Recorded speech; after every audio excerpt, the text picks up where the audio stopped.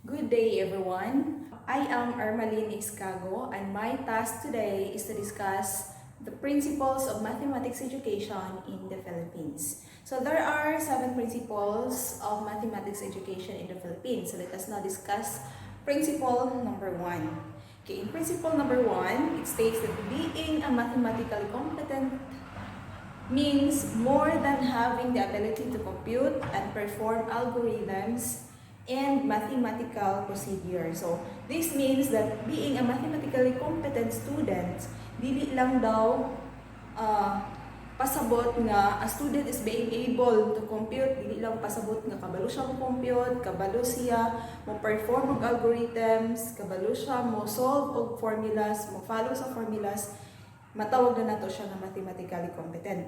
So kano sa man nato siya matawag nga ang isa ka estudyante is mathematically competent siya.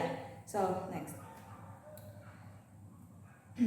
A mathematically competent student is able to pose or give and solve mathematical problems and apply mathematical skills and reasoning in other subjects and everyday experiences. So meaning kung a student is a mathematically competent if he is able to give and solve mathematical problems, and also kay balo siya mo apply sa iyang mga na-learn sa mathematics, ma-apply niya in everyday experiences niya. So dili lang siya taman sa writing, dili lang taman sa solving, kundi ma-apply niya also in other subjects in everyday experiences. Also, a mathematically competent student is able to read and communicate mathematics with clarity and coherence, both in oral and in writing. And a student is capable of expressing ideas, organize information comprehensively. Next is principle number 2. Principle number 2, the physical and social dimensions of a mathematical environment contribute to one's success in learning mathematics. So, the learning environment makakontribute daw siya sa success in learning mathematics. Nga naman. Next. A student need learning environment that is safe, clean, and allows plenty of movements and exploration, and well-equipped with mathematical tools. In short, a student needs a learning environment that is conducive for learning. So, dapat kanang sa iyang learning environment or in a classroom kanang safe unya, kanang spacious siya enough para move around ang mga students to explore more, and of course naagid siya yung mga mathematical tools para ilahang magamit para mas ma-depend nila ang ilahang learning. Next, social aspect of the environment also contributes to a deeper understanding of mathematics. Students learn well in a friendly environment and democratic classroom. Okay. So, ang student na to, mas maka-learn sila og dali or mas ganahan sila mo learn if ang atong classroom or ang iyang learning environment is friendly. So, when they say friendly, kanang dili sila mahadlok mo open sa ilang ideas, dili sila mahadlok mo share sa ilang ideas, gina-respect ng ilang mga ideas, whatever it is. Tapos, free sila kung unsa ilahang gusto buhaton, mubuhat sa kung sa ilang gusto buhaton. Kaya ang atong mga students, lahi-lahi man gud sila og learning style. So dili na to sila ilimit sa kung unsa ang atong gusto nga buhaton nila para maka-learn, kay sila napud sila ilahang mga gusto. So every ideas of the students should be respected. Okay. Next is principle number 3. Okay, principle number 3, mathematics is best learned when students are actively engaged. Next, please. So, mathematics is not a spectator sport. Students must be engaged in learning activities planned by the teachers for them to learn. Kay mas ma-learn man jud nato ang mathematics if ang students kuno kay engage sila. So meaning appeal sila, kaya na sila buhaton. Dili lang kay si teacher, nagyaw-yaw dira sa tunga, nagsigig sob-sob niya si students kay nagtanga. So dapat i-involve na to sila. So kung unsay gibuhat ni teacher, dapat kinabuhat sa students. Or much better kung ang atong students ang ato ang i-let nga mo explore para mas masabtan nila og tarong ang topic o para pod mas kining maka-reflect sila og tarong sa ilahang mga na learn. So sa ilahang ingon kung dili man pwede nga pag ikaw teacher or ikaw coach, ikaw ang magsigi og ikaw magsigig solve. Kung coach ka sa mathematics math challenge, dili man pwede nga ikaw ang magsigig solve, ikaw mahatag problem imong i-solve, imong student nagtanga. So dapat sila ang maningkamot para silang kagalingon to learn more. Okay, next please. Mathematical ideas should be explored in ways that stimulates curiosity, create appreciation and enjoyment of mathematics, and develop critical and analytical thinking skills. So dapat dili spoon-feed. Kung magtudlo tawag mathematics, dapat ang ways of teaching should develop their critical and analytical thinking skills. Mo nag-ingon nga dili pwede sa mathematics class, dili pwede nga si student magtanga, maglurat ra mata, maghulat og oras. So dapat si student should be engaged in all activities. Principle number 4. Okay.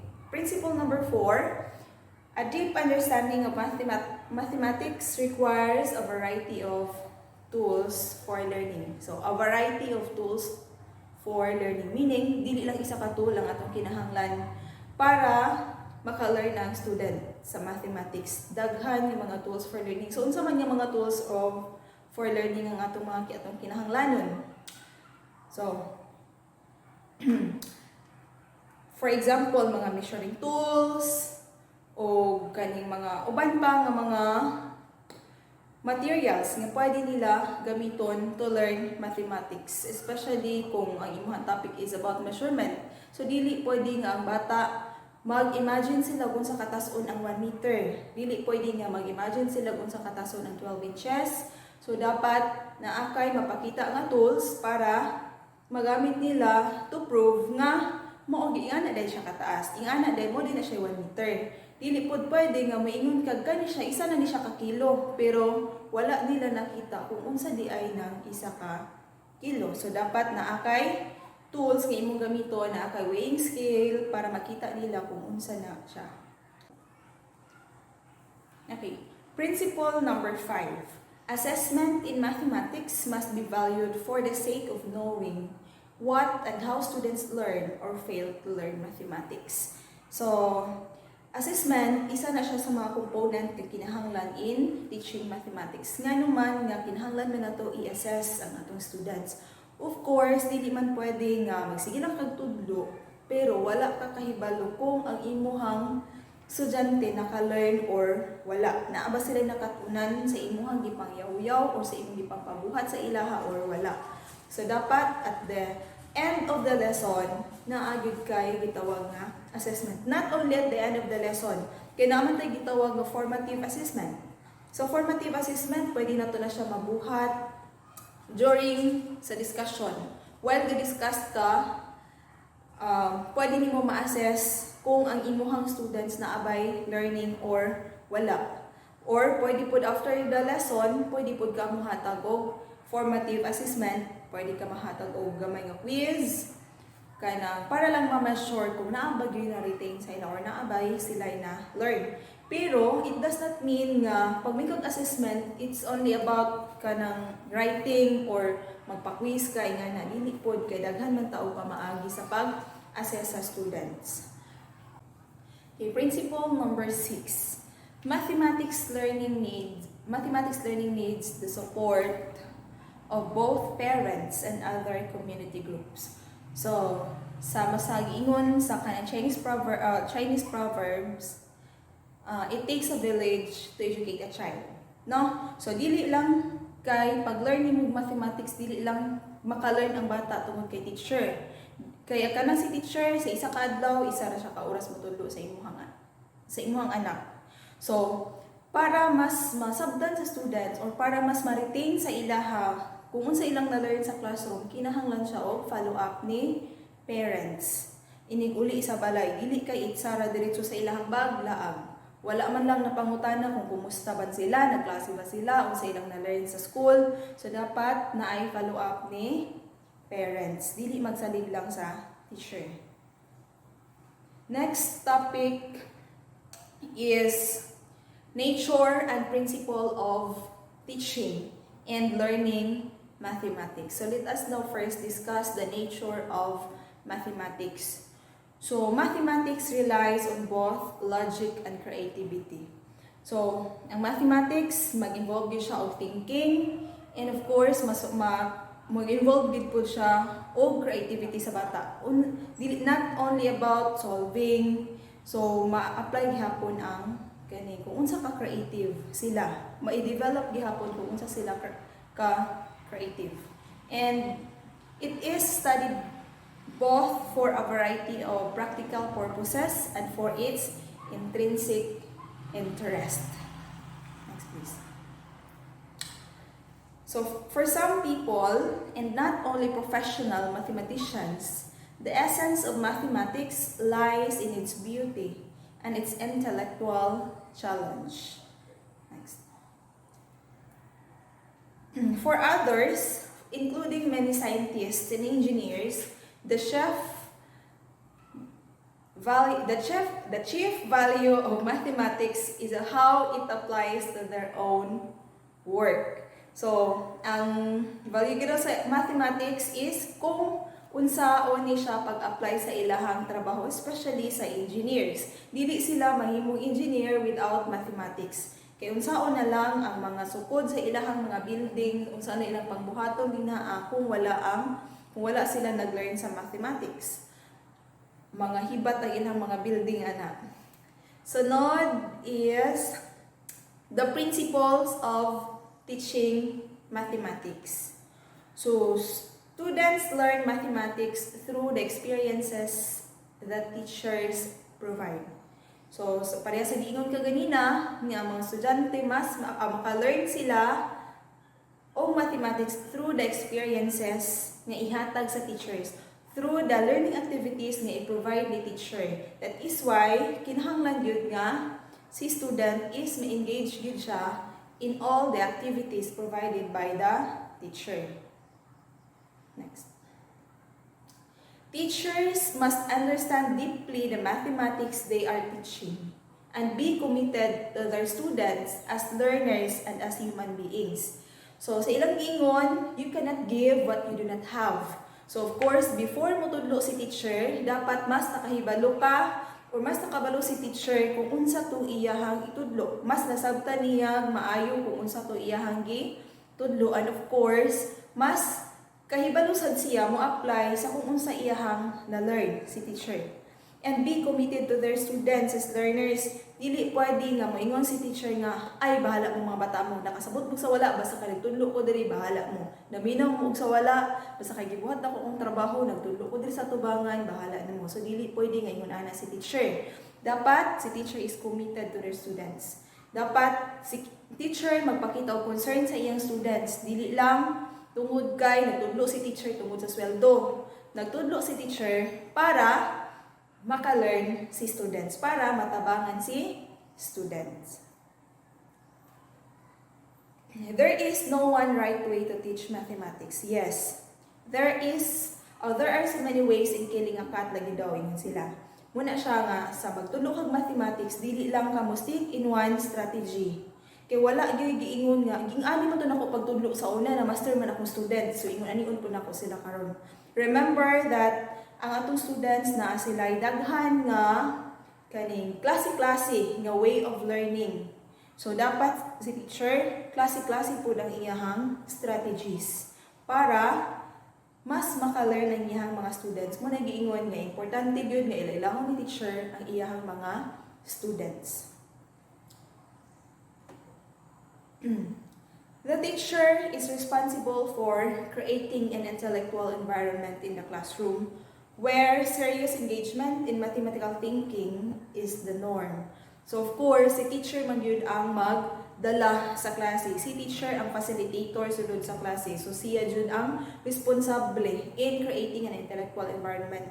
Kaya dili man pwede nga pasanin lang ni teacher si student. Si kuan manggod kay tabian tanawa wala kasabot yung mga classmates. So dapat may siya giingon nga si teacher ang rayna sa classroom. Next. Teachers need to increase their knowledge about math and pedagogy, learn from their students and colleagues, and engage in professional development and self-reflection. So, si teacher pod, gapadayon og learn. Kay learning is a continuous process man daw. So, of course, dili pwede nga si teacher is just a few pages ahead of her or his student. So, dapat magpadayon gihapon siya og learn, maningkamot nga ma-develop ang iyahang capacity sa pagtudlo. So, pwede siya mo learn from the students. Of course, maka-learn magid punta sa mga students, especially sa mga experiences nila, kaya di man ta parehas og experience tanan. And then, sa iyang colleagues. That is why, karon sa DepEd na sila ginatawag nga LAC session. Kay, maka-learn pud ka sa imuhang mga co-teachers. And then, of course, engage in professional development. So, one of these is, kana mo na siya ingon nga, dili lang enough when graduate ka og 4 years, mo eskwela pa gyud gihapon. That is why we are taking this masteral kuno for professional development. Next is effective teaching, mathematics teaching. So, effective math teaching requires understanding what students know and need to learn, and then challenging and supporting them to learn it well. That is according to Davidson, 1990. So, effective daw ang imong math teaching kung mas nasabtan nimo ang imuhang mga students. Makabalo ka kung unsa ilahang mahibal-an na daan o kung unsa pay ilahang need pagyud nga mahibal-an para makahibalusad ka kung asa ka mo focus o at nga kanang mga topics or skills nga imuhang itudlo sa ilaha. And of course, if you already know what the students already know and need to learn, kinahanglan sad nato sila i-challenge or i-encourage to learn more. Kinahanglan nato sila suportahan para mas maka-learn gid sila og tarong.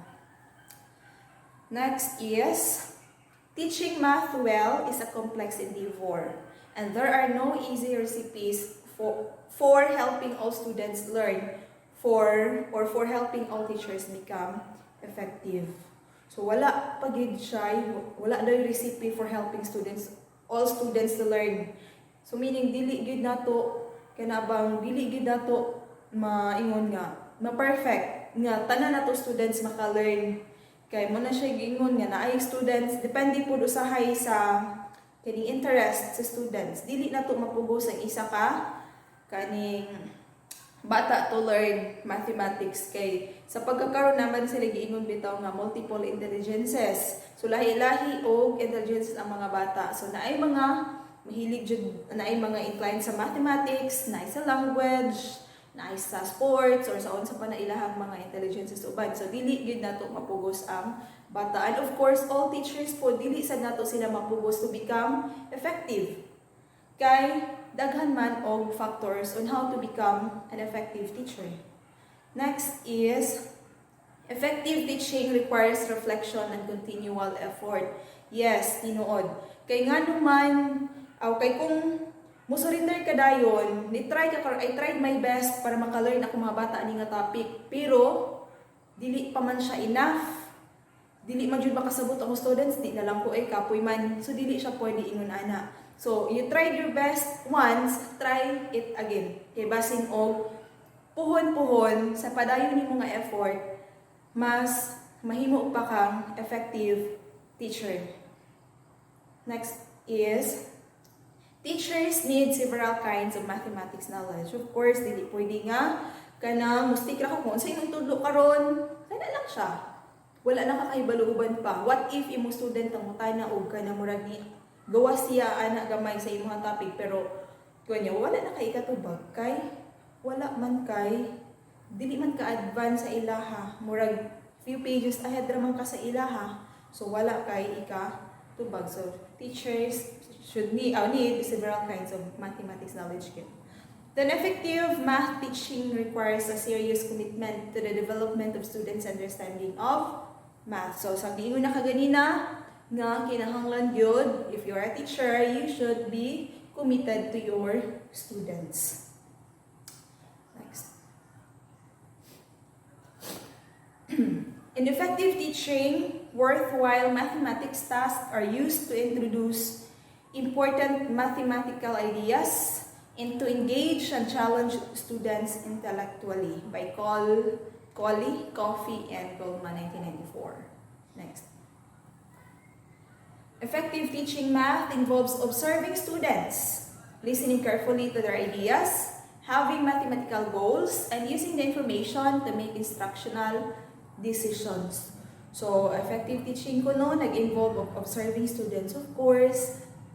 As a teacher, dili pwede nga nagpatuyang na kasi imong gibati. So, front, you should observe your students. Basin kung layo na kay kasi imong gi-discuss pero imong students nabilin pa. Nag-division na ka pero imong student di pa kabalo mag-plus. Or unsa pa na din nga mga basic. So, you should observe your students. And of course, you should listen to their ideas. Kaya naman, ang mga bata karon at first kung participate sila tapos dili mo mapaminawan ilang mga ideas, mawad-an na sila og gana. Maingon na nagmaura man gihapon kay di man maminaw si ma'am. Si ma'am ra may tama permente. So, dapat irespeto o paminaw na to ang ilahang mga ideas. Next. Next is the principles of learning mathematics. So, learning the basics is important, of course. Kinahanglan mas makabalo sila daan sa basic before ka mo-proceed sa kaning higher nga mga level sa lesson. Kay mag-unsa man makasulod ba og word problem ang bata kung pati mismo pag-plus di siya kahibalo. Dili siya pwede. Dili pwede ang bata gani dili mag-practice pa og lakaw daan bakang-bakang pa naglakaw daan adisir na makahibalo mo dagan. So dili pwede nga tun-an nimo daan og dagan adisir siya kahibalo mo lakaw. That is why learning the basics is important yun. Then learning with understanding also helps students become autonomous learners. Kaya nga naman, dili man pwede nga may na-memorize na ko ang gitundo ni ma'am. Na-memorize na ko itong kuan, katong sulat ni mas word, na-memorize ka ito na ko. Mag-unsa man na imo na-memorize ng formulas kung wala ka nakasabot. So dili siya pwede. Should be learning with understanding.